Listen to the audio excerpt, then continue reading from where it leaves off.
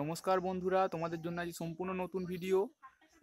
Friend, তোমাদেরকে একটা ছোট্ট রিকোয়েস্ট আছে। ভিডিওটা দেখার আগে বা শুরু করার আগে তোমাদেরকে আমি বলে দিই, তোমরা যারা আমার চ্যানেলে নতুন আছো তাদেরকে আমি একটা ছোট্ট রিকোয়েস্ট, তোমরা অবশ্যই চ্যানেলটিকে সাবস্ক্রাইব করে নাও এবং পাশে দেওয়া যে ঘন্টা রয়েছে সেই ঘন্টাটা ক্লিক করো, যাতে নেক্সট ভিডিও নোটিফিকেশন তোমরা সহজেই পেয়ে যাও।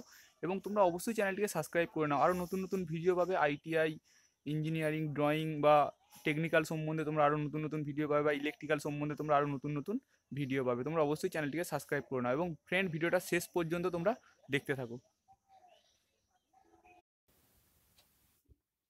আজকের ভিডিওটা খুবই গুরুত্বপূর্ণ ভিডিও। তোমরা যারা আইটিআই করছো বা যাদের আইটিআই কমপ্লিট হয়ে গেছে বা যারা আইটিআই করবে বলে ঠিক করেছো, তাদের জন্য আজকে একটা খুব ভালো কথা আমি বলবো তোমাদেরকে। ভিডিওটা লাস্ট পর্যন্ত দেখবে কি না দেখবে সেটা তোমাদের ওপর ডিপেন্ড করছে, এবং লাইক দেওয়াটাও তোমাদের ওপর ডিপেন্ড করছে, এবং সাবস্ক্রাইব করে নেওয়াটাও তোমাদের ওপর ডিপেন্ড করছে। দেখো ফ্রেন্ড, সবার প্রথমে যেটা বলার সেটা হচ্ছে, আইটিআই কোর্স তোমাদের কি শেষ হয়ে গেছে? কেউ ইলেকট্রিশিয়ান নিয়ে পড়েছো, কেউ ফিটার নিয়ে পড়েছো, কেউ টার্নার নিয়ে পড়েছো, কেউ মেশিনিস্ট নিয়ে পড়েছো, বা আদার্স অন্যান্য ট্রেড নিয়ে কেউ পড়েছো। তো কোর্স, আইটিআই কোর্সে আপনি এখনও পড়েননি তাই তো, ভর্তি হতে চাইছেন, বা আপনি কোর্স করছেন এই মুহূর্তে, 2018-তে অ্যাডমিশান নিয়েছেন বা 2017-তে অ্যাডমিশান নিয়ে আপনার লাস্ট পরীক্ষা চলছে বা চলবে। তো কি করবেন, আগে লক্ষ্য ঠিক করুন। ভিডিওটা খুবই ইম্পর্টেন্ট এবং আমি চাইবো তোমরা অবশ্যই দেখো ভালো করে ভিডিওটা। কিছু কথা তোমাদের সাথে শেয়ার করব আমি, সেই কথাগুলো তোমরা অবশ্যই ভালো করে শুনে নাও। দেখো বন্ধুরা, তোমরা যারা আইটিআই করছো, তোমরা যারা আইটিআই করছেন, তো তাদের জন্য আমি সবার আগে বলবো যে তোমরা আগে আইটিআই কোর্সটা ভালো করে শেষ করে নাও। তোমরা আগে আইটিআই কোর্সটা ভালো করে শেষ করে নাও, কারণ অনেকেই কমেন্ট করে যে দাদা আইটিআই করতে করতে কি ডিপ্লোমা করতে পারবো, বা ডিপ্লোমা কি করব, বা অনেকেরই সমস্যা থাকে যে প্রাইভেটে আমি কোনো কাজ করছি, তো এই মুহূর্তে কি আইটিআই করতে পারবো, একসাথে কি দুটো কাজ চালানো যাবে? দেখো ফ্রেন্ড, আমি বলবো না, তোমরা দুটো কাজ একসাথে করতে যেও না, কারণ দুটো কাজ একসাথে করলে একটু সমস্যার সম্মুখীন হতে হবে। কারণ তোমরা পড়ো গভর্নমেন্ট কলেজে, তোমরা যারা গভর্নমেন্ট কলেজে পড়ো তাদের ব্যাপার সম্পূর্ণ আলাদা, যারা প্রাইভেট কলেজে পড়ে তাদের ব্যাপারটা সম্পূর্ণ আলাদা। ঠিক আছে, গভর্নমেন্ট কলেজের একটা রুলস আছে, সেই রুলস তোমাদেরকে ফলো করতে হবে, এবং সেই রুলস অনুযায়ী তোমরা কিন্তু দুটো কাজ একসাথে করতে পারবে না। হ্যাঁ, তোমরা এটা করতে পারো যে কোনো ডিস্টেন্স থেকে কেউ এমএ করছো বা কেউ বিএড করছো, এরকম করতে পারো। তো তখন তোমরা আইটিআই বা ডিপ্লোমা করতে পারো। কোনো একটা কোর্স ডিস্টেন্স থেকে হলে একটা রেগুলার থেকে করা যেতে পারে, একটা রেগুলার একটা ডিস্টেন্স, দুটোই কিন্তু রেগুলার একসাথে কিন্তু গ্রহণযোগ্য নয়। তো তোমাদের লক্ষ্যটা আগে স্থির করো। তোমরা যারা আইটিআই করছো প্লাস আবার জেনারেল লাইনেও পড়ছো, তো তোমাদের লক্ষ্যটা একদম পুরোপুরি পারফেক্ট রাখো, তাহলেই দেখবে তোমরা এগিয়ে যাবে। এবং তোমরা যারা কোর্স করবে বলে ঠিক করেছো, তাদেরকে তো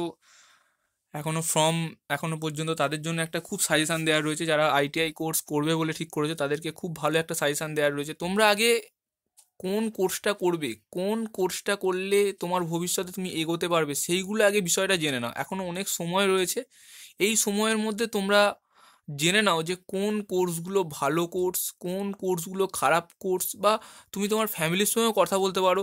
ধরো কেউ ইলেকট্রিক্যাল নিয়ে পড়তে চাইছো, কিন্তু ইলেকট্রিক্যাল নিয়ে অনেকেই পড়তে চায় না। অনেকে কি পড়তে চায় ইলেকট্রিক্যাল? ইলেকট্রিক্যাল একটা ভেরি ডেঞ্জারাস পয়েন্ট, একটা ভেরি ডেঞ্জারাস স্টেট বলা যেতে পারে। ইলেকট্রিক্যাল জব একটু ভেরি ডেঞ্জারাস জব। তো সেই জবটা কি তোমার করতে ইচ্ছুক? তুমি পরবর্তীকালে তোমার ইলেকট্রিক্যাল নিয়ে তুমি একটা লাইফ যখন তুমি সেটেলমেন্ট করবে, তখন কিন্তু তোমার কি সেটা কি করা তোমাদের উচিত হবে? তোমরা দেখেছো ইলেকট্রিক্যালে কত রিস্ক থাকে, সব কাজেতেই রিস্ক থাকে, কিন্তু ইলেকট্রিক্যালে একটু বেশিই রিস্ক থাকে।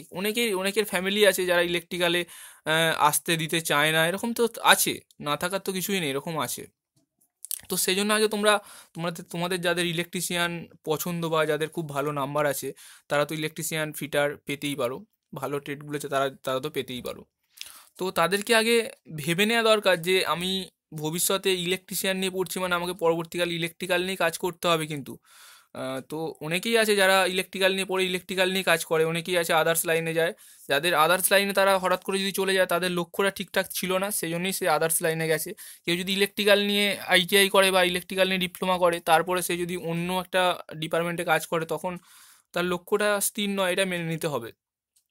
তো সেই যারা কোর্স করবেন বলে ঠিক করেছেন তাদেরকে আমি সব থেকে ফার্স্টে একটা সাজেশান দেবো, যারা আইটিআই এবছর 2019-এ ভর্তি হতে চাইছো, তারা তো আমার কাছ থেকে সব রকম ইনফরমেশান পাবে।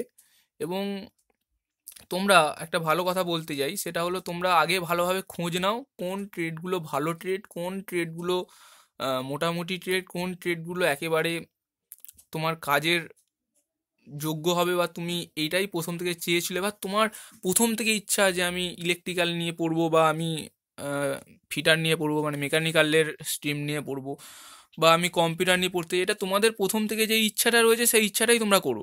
আদার্সভাবে কারো কথা শুনে বা কারোর ওপর কোনো ইউটিউবারের ওপর ভরসা করে, বা আদার্স কারোর ওপর কথা শুনে কিন্তু এগিয়ে না যাওয়াটাই ভালো হবে। একদম ভালোভাবে পারফেক্ট ডিসিশান তোমরা নাও যে আমি এই ট্রেডটাতে আগ্রহী, এই ট্রেডটাতে আমি আগ্রহী, আমি যেটা পাবো সেটাতেই পড়বো, এরকম তো কিছু ব্যাপার নয়। তোমার যেটাতে ইন্টারেস্ট বেশি তোমরা সেটাতেই পড়া দরকার।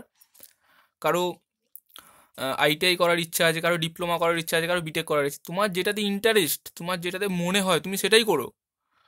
কারো কথা না শুনে তোমার যেটা মনে হয় তুমি সেটাতেই করো, যে আমি এটাতে আমার ভবিষ্যৎটাকে এগিয়ে নিয়ে যেতে পারবো, তো তোমার সেটাই করা দরকার।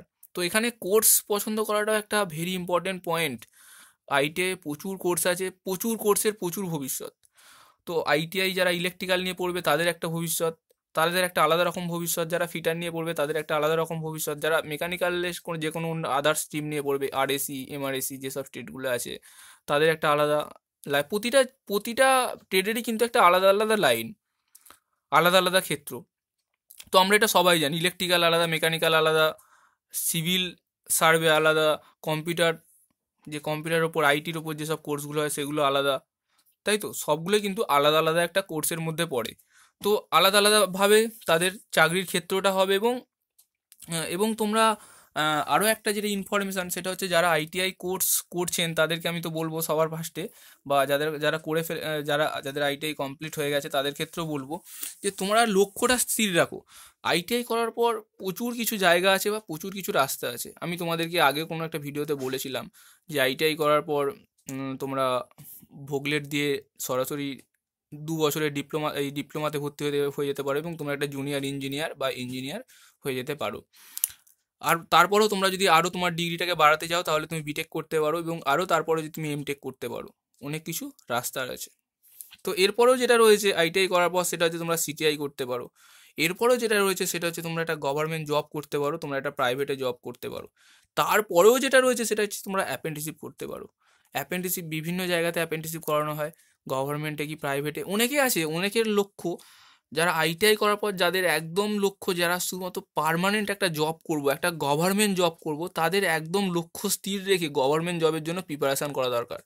কোনো প্রাইভেটে না গিয়ে বা কোনো অ্যাপ্রেন্টিসশিপ না করে তারা পুরোপুরি একদম গভর্নমেন্টের জন্য উঠে পড়ে একদম লাগতে হবে তোমাদেরকে, তবেই তুমি কিন্তু একটা গভর্নমেন্ট জব পেতে পারো। তো এটা জাস্ট আমি তোমাদেরকে বলে দিলাম। এবং এরপর যেটা রয়েছে কোর্স, কি তোমাদের আইটিআই কোর্স কি শেষ হয়ে গেছে? যাদের আইটিআই কোর্স শেষ হয়ে গেছে তারা এবার কী করবে বলে ঠিক করেছো? তোমরা যারা আইটিআই কোর্স শেষ হয়ে গেছে তোমরা এবার কী করবে বলে ঠিক করেছো? তোমাদের কি এবার কি একটা জব করা দরকার? দেখো, বিভিন্ন বাড়ির পরিস্থিতি অনুযায়ী আমাদেরকে অনেক কিছু কাজ করতে হয় হয়তো।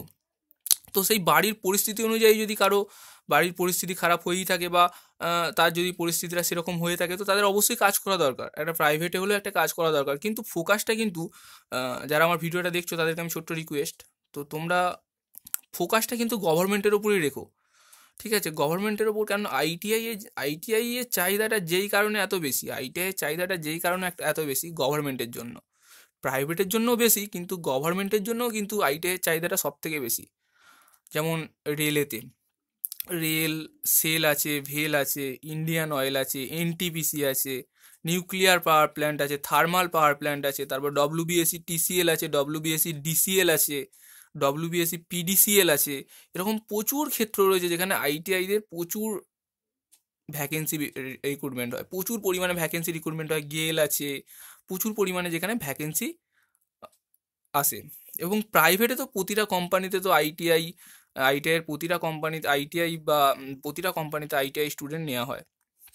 তো একটা ভালো সুযোগ কিন্তু এখানে রয়েছে। তো তোমরা এখন থেকে ঠিক করে নাও যে যারা আইটিআই করবে বলে ঠিক করেছে তারা কোন ট্রেডে ভর্তি হতে চাইছো, তাদের কোন ট্রেডটা ঠিক পছন্দের, কোন ট্রেডটা নিয়ে পড়লে তারা ভবিষ্যতে এগোতে পারবে, সেরকম একটা ট্রেড নিয়ে পড়াও বেটার। অনেকের আছে, তোমরা যারা ভিডিওটা দেখছো তারা হয়তো বুঝতে পারবে, অনেকেই আছে যাদের ফ্যামিলি থেকে বাইরে যেতে দিতে চায় না, এরকম তো আছে। কিংবা অনেকেই ভাবে যে আমি 5 থেকে 10 বছর বাইরে কাজ করার পর আমি আমার স্টেটেতে আমি কাজ করব।